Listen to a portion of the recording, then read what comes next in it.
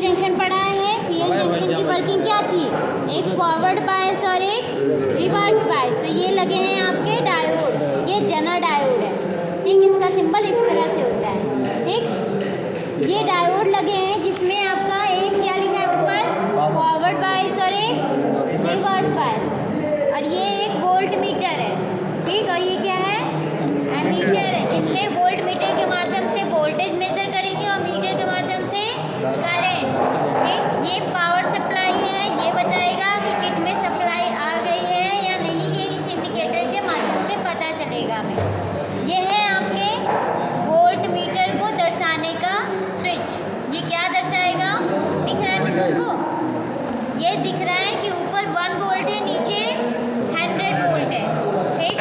अगर आपका diode basically कितना वोल्टेज पे काम करेगा, 0 से 5 वोल्ट तक, ठीक है ना।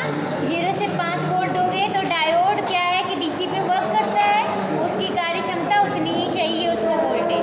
100 वोल्ट करोगे तो ये काम ही नहीं करेगा।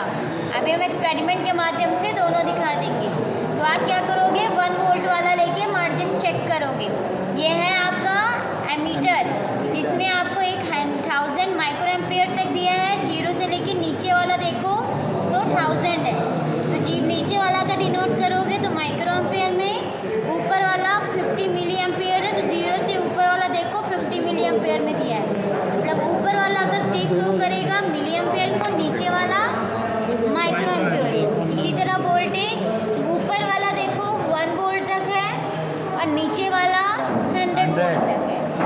बात समझ में आ गई। ये हो गए आपके, ये रजिस्टर्स लगे हैं।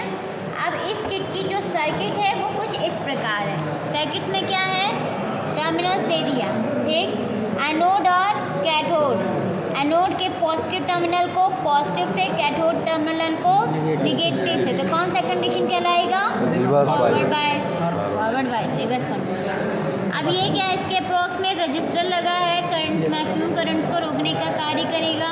कितना डायोड के अप्रॉक्स वोल्टेज आप दे रहे हो, वोल्ट मीटर लगाओगे पैरेलल में। हमेशा वोल्ट मीटर डिवाइस के पैरेलल में ही लगाया जाता है और सीरीज में एमीटर को लगाया जाता है। बात समझ में आई।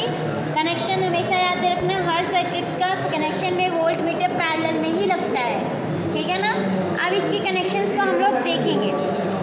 ये है कनेक्टेड वायर, पता है इसको क्या बोलते हैं, कनेक्टेड वायर बोलते हैं, जो सर्किट्स को आपस में कनेक्ट करने का कार्य करते हैं, ठीक है ना।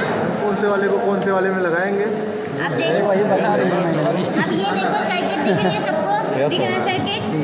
पहला क्या है, पॉजिटिव टर्मिनल बैटरी का, ये है पावर सप्लाई 0 से 1 वोल्ट डीसी, ठीक। और ये क्या है, पावर सप्लाई 0 से 100 वोल्ट डीसी। जब आपको 100 वोल्ट डीसी सप्लाई देनी होगी तो ये वाला यूज़ करोगे, और 0 से 1 वोल्ट वाला देना होगा तो ये वाला यूज़ करोगे। बात समझ में आई। हमने, और स्विच भी आप ये वाला ही यूज़ करोगे।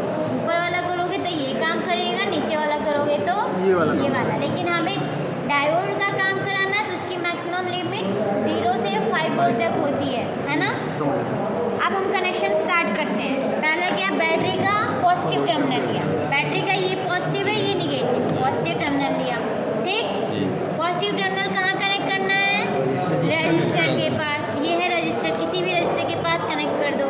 रजिस्टर से दूसरा सिरा कहाँ जा रहा है, ये दूसरा सिरा, रजिस्टर का दूसरा सिरा वोल्ट मीटर के पास, वोल्ट मीटर के पास ले गए।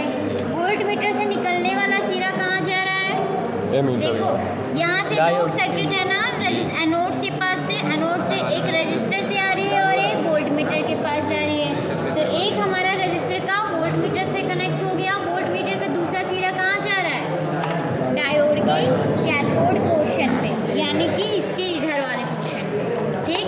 इससे यहाँ कनेक्ट कर दिया हमने, ठीक। डायोड के दूसरा वायर जो यहाँ इससे निकल रहा है, कैथोड पोर्शन से निकला हुआ वायर कहाँ जा रहा है, मिली एम्पियर पे। तो यहाँ का वायर कहाँ जाएगा,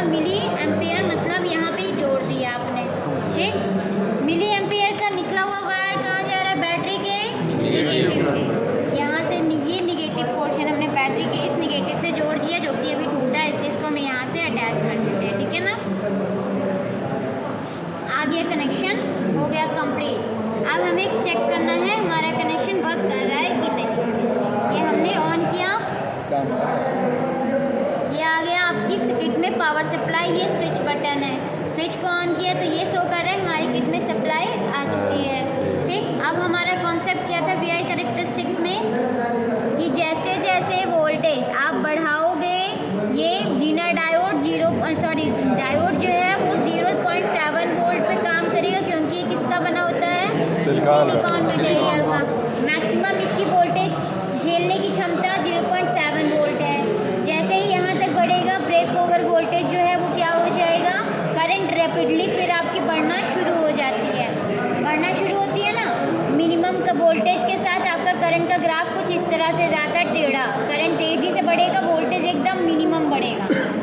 अब हम इसको एक्सपेरिमेंट करते हैं। ठीक, अब हम क्या कर रहे हैं? 0 वोल्टेज 0 पे है, ये 0 इसका यही है, ठीक है ना। अब हम वोल्टेज बढ़ा रहे हैं, देखो धीरे धीरे वोल्टेज बढ़ाएंगे, वोल्टेज बहुत तेज़ी से बढ़ेगा जबकि करंट बहुत मिनिमम बढ़ेगा। दिख रहा है? अब ये देखो ऊपर वाला डिनोट करो 0.4, 0.6 है। जैसे ही 0.7 बढ़ाओगे, इसकी क्षमता यहीं तक रोकने की, तब तक मिनिमम करंट बढ़ रहा था। जैसे ही 0.7 से आगे वोल्टेज बढ़ाओगे, करंट वोल्टेज एकदम मिनिमम बढ़ेगा। देखो हम कितनी तेज़ी से बढ़ा रहे हैं पर वोल्टेज बहुत स्लोली बढ़ रहा है। करंट क्या होगा? रैपिडली इंक्रीज करेगा। जैसे ही यहाँ पे वोल्टेज बढ़ा रहे हो, मैक्सिमम करंट वोल्टेज की जगह करंट क्या हो रही है?